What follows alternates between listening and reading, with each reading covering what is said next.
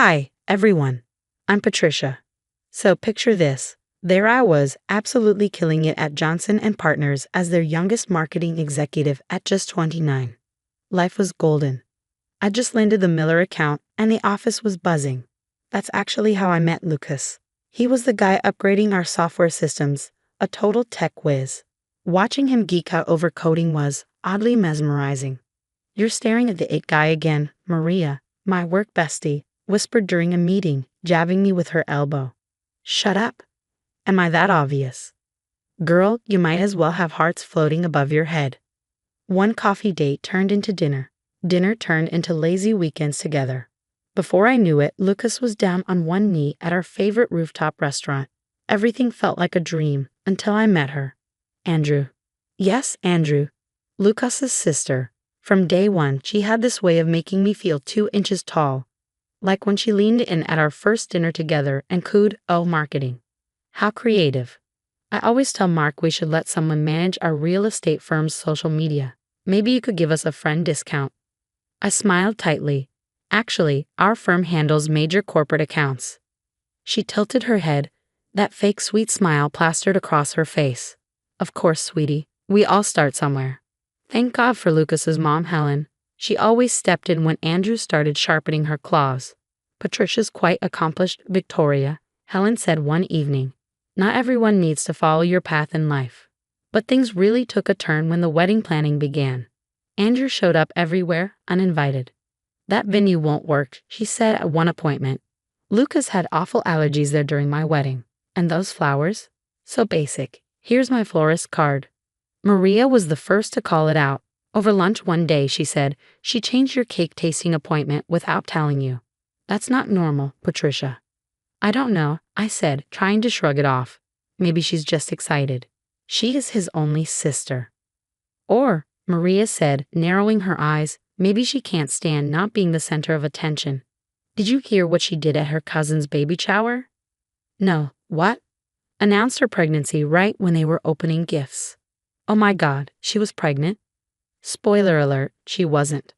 The tension grew worse when I landed another major account, while Andrew's real estate business hit a rough patch. She showed up to a family dinner looking like she just stepped off a soap opera set, her eyes red and puffy. It's just so hard, she said, sniffling dramatically, seeing everyone else succeed when we're having such a rough time. But I'm so happy for you, Patricia. Really. The way she said my name made my skin crawl. But Lucas just squeezed my hand under the table. Don't let her get to you, he whispered. She's always been dramatic. If only I'd known then how far her drama would go. A few weeks later, the nightmare began. Lucas stormed into the Cooper family living room, an envelope clutched in his hand. What kind of sick joke is this? He threw it onto the coffee table, and photos spilled out.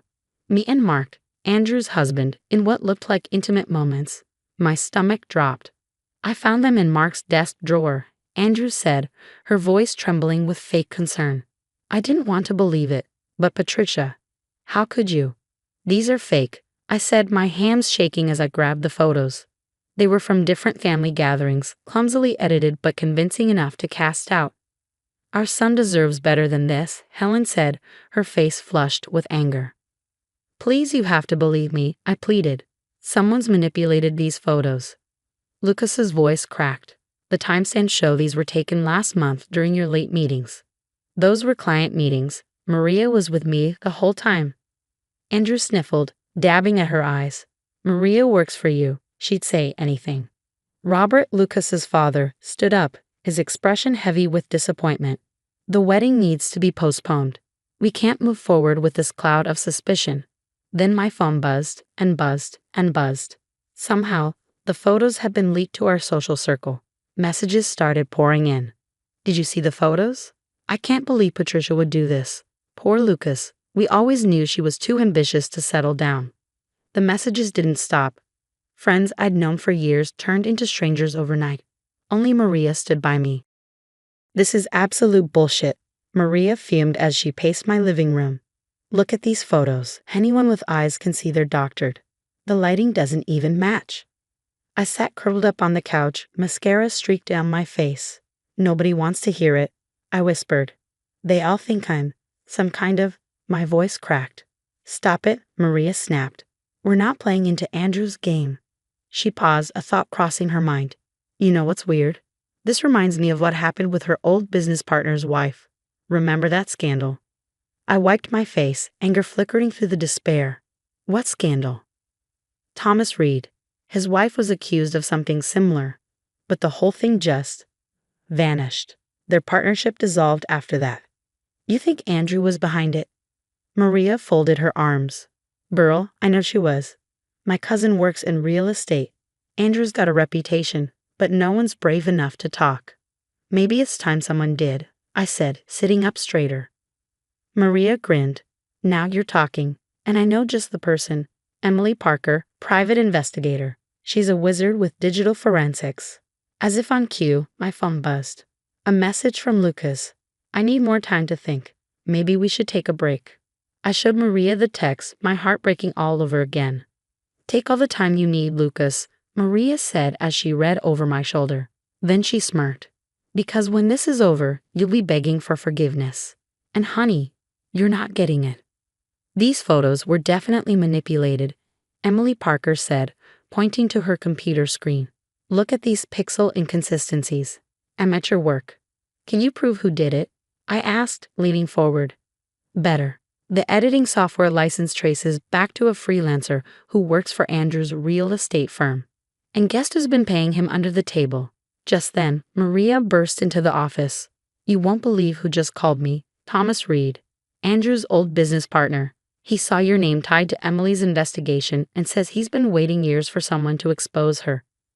3 hours later, I sat across from Thomas at a quiet cafe, my hands gripping a cold coffee cup. She destroyed my marriage, my business, everything, he said, his voice heavy.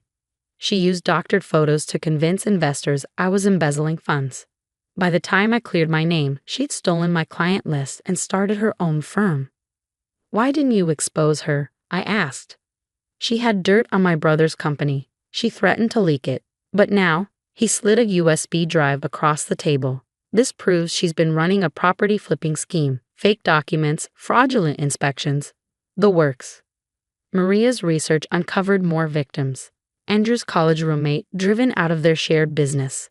A cousin whose fiancé mysteriously called off their engagement after Andrew helpfully shared concerning texts. Emily called me late one night. I followed the money trail from Andrew's scams. Her firm's drowning in debt. But Mark? He's been moving serious cash through offshore accounts. What kind of cash? The kind that catches the SEC's attention. Insider trading, using his client's investment info. Andrew's property schemes are just a cover. My phone buzzed again. Helen this time. We miss you, Patricia. Maybe if you just apologized. I typed back, still not feeling well. Need more time alone. Emily's voice pulled me back. Remember the freelancer who edited your photos?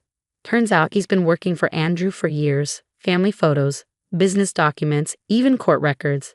And he kept receipts. Thomas called again.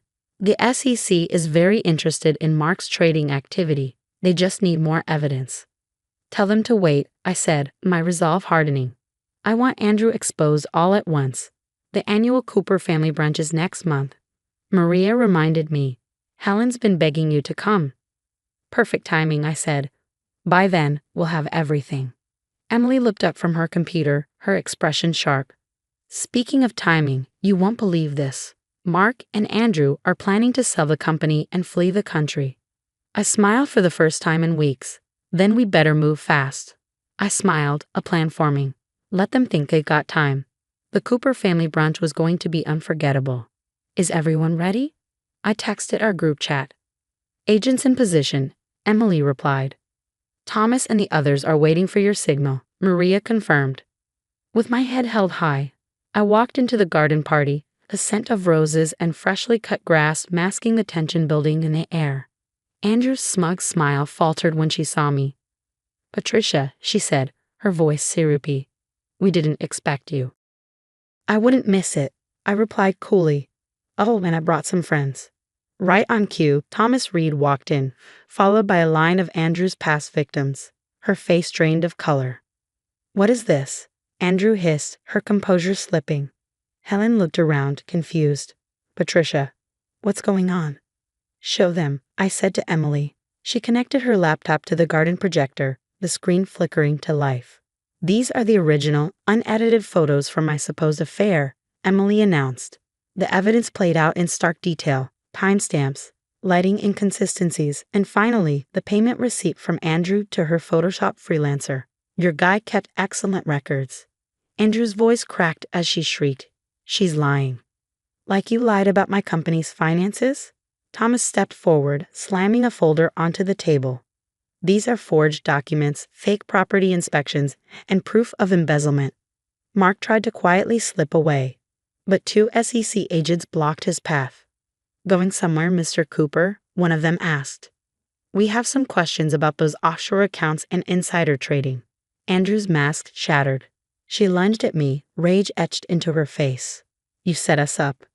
Lucas caught her arm. Like you set up your college roommate? My cousin's engagement. How many lives have you destroyed, Andrew? Helen covered her mouth, tears streaming down her face as more victims stepped forward to share their stories. Robert's hands trembled as he read through Thomas's documents. Our daughter, he whispered, his voice breaking. How could you? Andrew's eyes blazed with defiance. I had to. Everyone always loved perfect Patricia more, even my own parents. Lucas turned to me, guilt and desperation in his eyes. Patricia, I'm so sorry. I should have believed you. I pulled my hand away. Yes, you should have. But you didn't. Please, he begged. We can fix this. I shook my head. No, Lucas. I fix everything else. I turned to Maria, who grinned knowingly. We were ready to announce the launch of our new marketing firm, built on the ashes of Andrew's schemes. 6 months later, I watched Andrew's sentencing on TV. 5 years for fraud. Mark got 12 for insider trading. Their elaborate scams had made national headlines, shattering the Cooper family's reputation. Some people tear others down to feel bigger, but real success, that comes from rising above, working harder, and letting karma do its job. What would you have done in my position? Would you have exposed Andrew's crimes publicly at the family brunch, knowing it would humiliate the entire Cooper family, including innocent people like Helen and Robert? Or would you have quietly reported her, risking Andrew twisting the narrative yet again? Let me know your thoughts in the comments below. Have you ever faced a manipulator like Andrew? How did you handle it? Your stories could help someone else feel less alone. And if you want to hear more tales about standing up to toxic family dynamics and coming out stronger, hit that subscribe button and turn on notifications. Sometimes the people who should protect us the most end up causing the deepest wounds. But we always have the power to heal and to fight back.